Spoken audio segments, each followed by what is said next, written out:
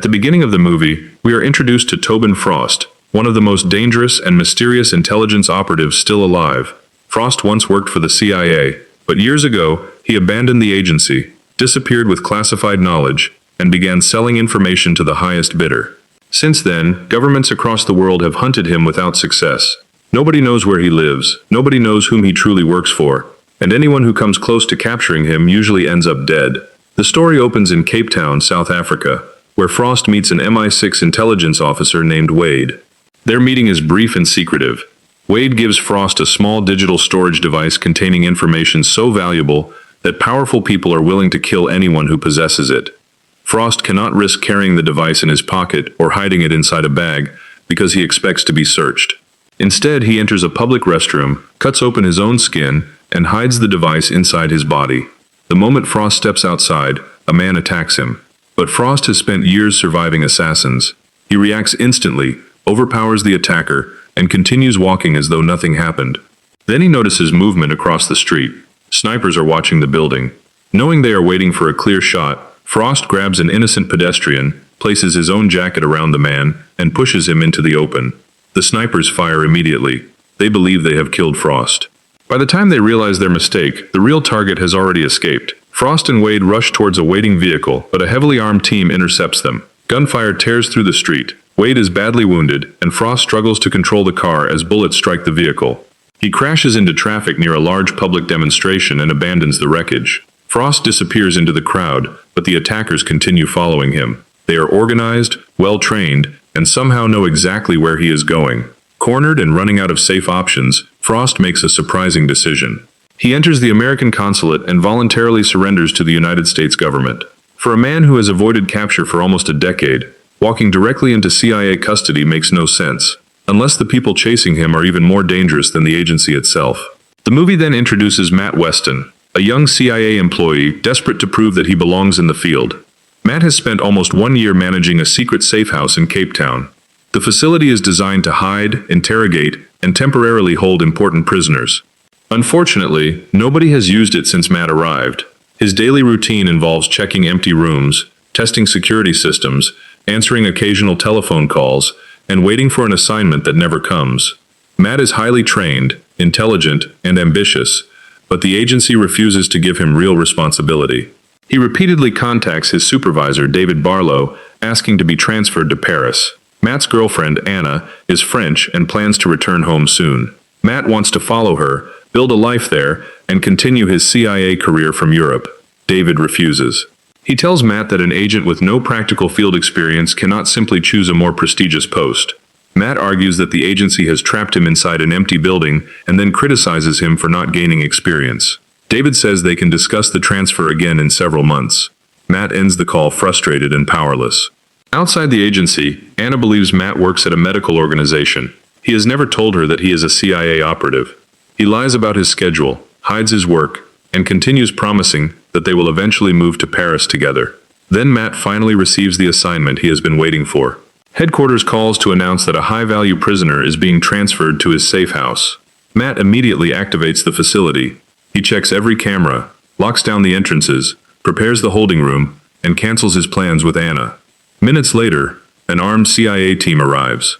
Matt expects a criminal, terrorist, or foreign spy. Instead, the prisoner walking through the door is Tobin Frost. Matt recognizes him immediately. Every intelligence officer knows Frost's history. He was once one of the CIA's finest operatives before betraying the organization and disappearing. The agency has spent years attempting to capture him. Now he has simply walked into their custody. The interrogation team is led by Daniel Kiefer. Daniel wastes no time trying to uncover why Frost surrendered and what information he possesses. Frost is restrained inside a room as Daniel begins using waterboarding. A cloth is placed over Frost's face while water is poured continuously across it, creating the feeling of drowning. Most prisoners panic quickly. Frost does not. He remains still, controlling his breathing and refusing to answer. When Daniel pauses to adjust the restraints, Frost calmly advises him to use something stronger.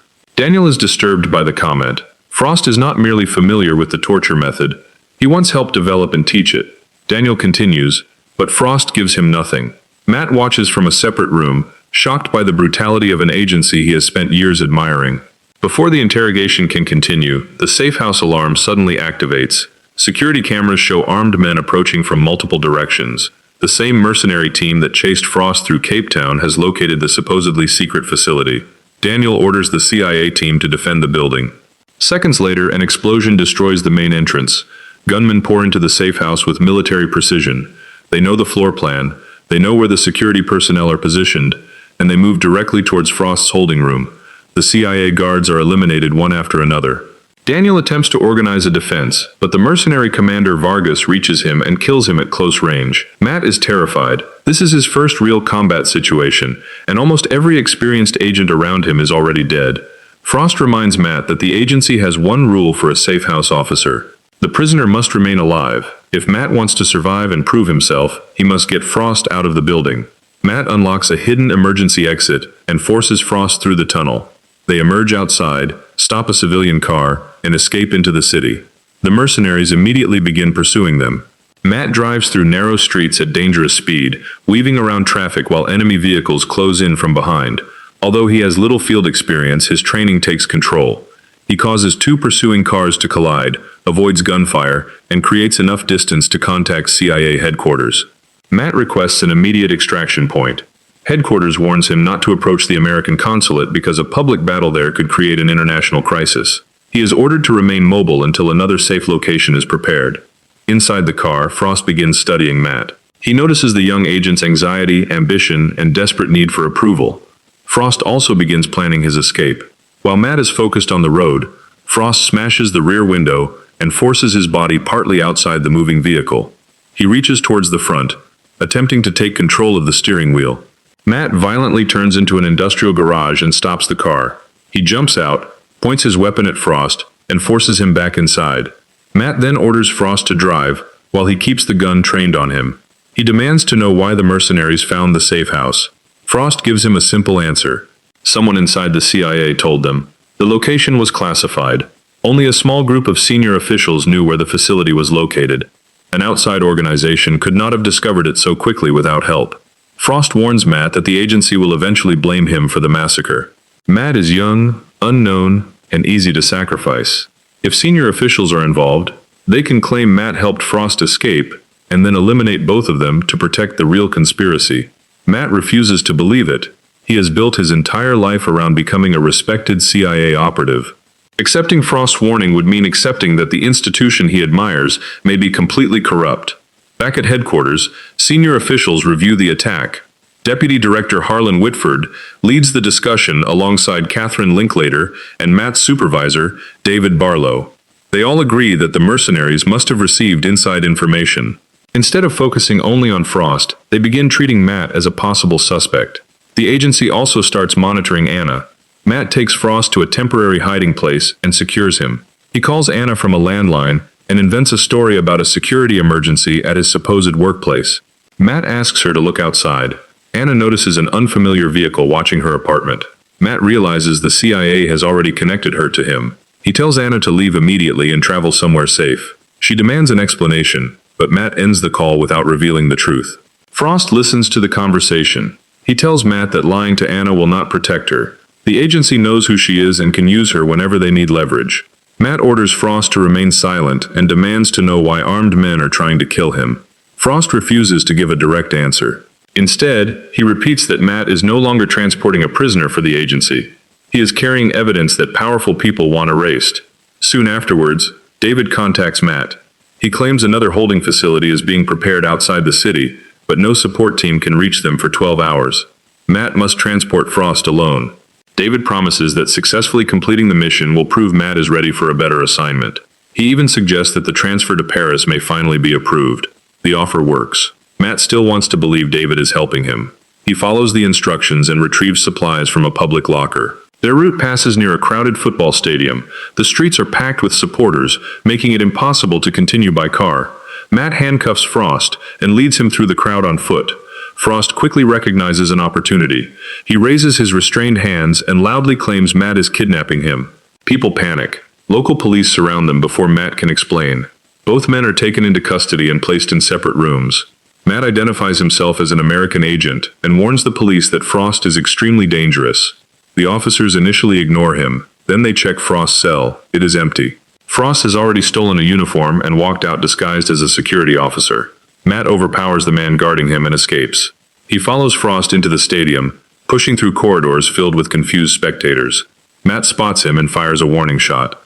A local officer attacks Matt from behind with a baton. Matt shoots the officer in the leg and continues chasing Frost. He finally corners him, but Frost now has a gun. He forces Matt to drop his weapon, strikes him in the stomach, and presses the pistol near his head. Matt believes he is about to die. Frost fires beside his ear instead. The blast leaves Matt disoriented and bleeding but alive. Frost disappears into the crowd. Matt contacts headquarters and reports that the prisoner escaped. Catherine orders him to return to the consulate. Matt refuses. He argues that he has lived in Cape Town for a year and knows the city better than any incoming team. He believes he can predict where Frost will go. Whitford responds by removing Matt from the operation entirely. Matt is now a fugitive in South Africa after shooting a police officer, and the CIA appears ready to abandon him. Realizing Anna is in danger, Matt finds her. He finally tells her the truth.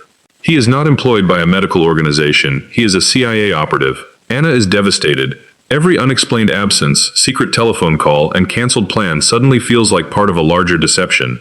Matt insists that his feelings for her were real, even if his identity was false.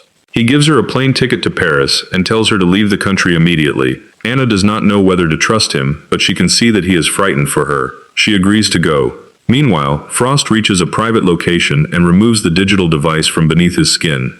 He cuts his hair, shaves his beard, changes his clothing, and transforms his appearance. Within a short time, the world's most wanted rogue agent looks like an ordinary man moving through Cape Town. Matt studies Frost's likely options. To leave the country, Frost will need new identification.